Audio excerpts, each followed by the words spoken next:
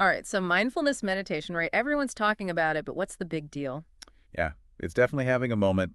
Seems like everyone's trying to find their zen these days. Which is exactly why we're doing this deep dive. You've been gathering some amazing material on this, articles, guides, even some pretty groundbreaking studies. It's been fascinating to dig into, honestly. So retreat ready, or just kind of curious, let's unpack this whole mindfulness thing. You know what I love about this guide you found? It cuts right to the chase what mindfulness actually is and what it's not. Absolutely. Because there's a lot of, shall we say, misconceptions floating around out there. Totally. So first things first, being present, right here, right now, without judgment, easier said than done, right? Right. I mean, our minds are wired to analyze, critique, jump to conclusions. It's how we're built. So how do we even begin to shift that? Well, this guide does a great job of explaining that it's not about stopping thoughts altogether. It's more about changing our relationship to them. Imagine your mind like a busy street, cars going by, people talking, music blaring. Mindfulness isn't about closing down the street. It's about choosing where you focus your attention amidst all that activity. Okay, I like that analogy. So instead of getting caught up in every little thing, we're learning to kind of step back and observe. Exactly, and that's where the breath comes in, which your guide emphasizes a lot. Yeah. It's like breathing is the foundation of all this. I'm seeing that theme pop up everywhere in the stuff you sent over too. Makes sense, right? It's the one constant we all have. No matter what's going on in our lives, we're always breathing. And tuning into those sensations, that's what anchors us to the present moment.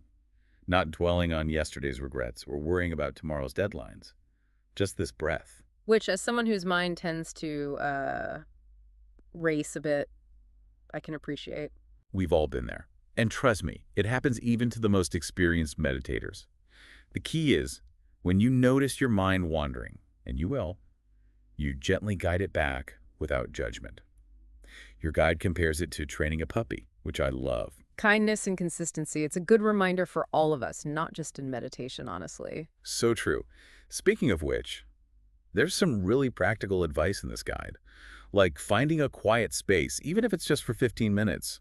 Posture's important, too straight back, but comfortable. You're not trying to win a contortionist contest here. Right.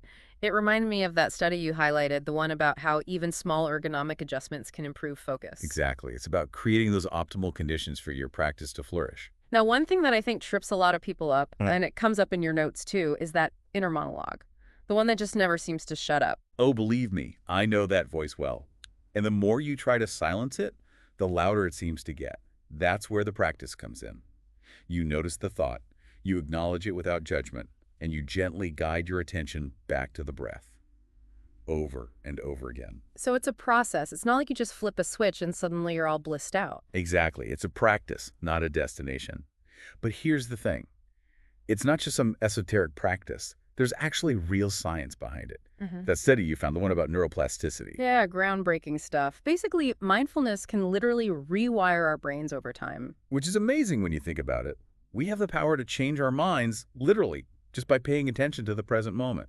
And that can have incredible benefits for our mental and physical well-being. Like the other studies you sent over decreased stress, better focus, stronger immune system. The list goes on. And it doesn't stop there. Researchers are even exploring the potential benefits for chronic pain, addiction, even relationship issues. So we've got the what, the how, and now the why.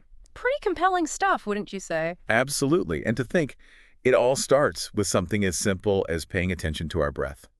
Now, one last thing before we go.